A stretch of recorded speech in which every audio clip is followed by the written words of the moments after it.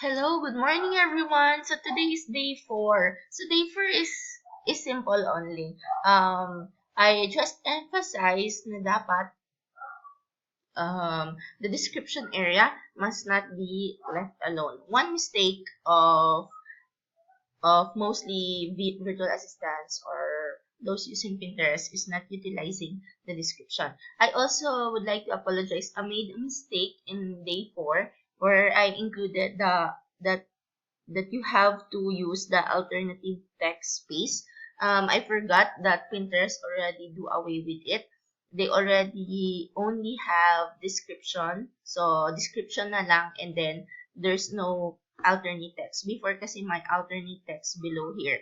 So, now all they have is this area description. So, when you are doing a pin, make sure that you have the description area utilized well.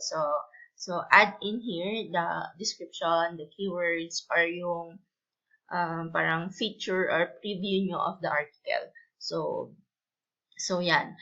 Hopefully you learned again from me today. And if you have questions, feel free to ask. And then tomorrow will be a bit interesting because I am going to show you how I find clients. So wait for the last day, day 5. Thank you and have a great day, everyone.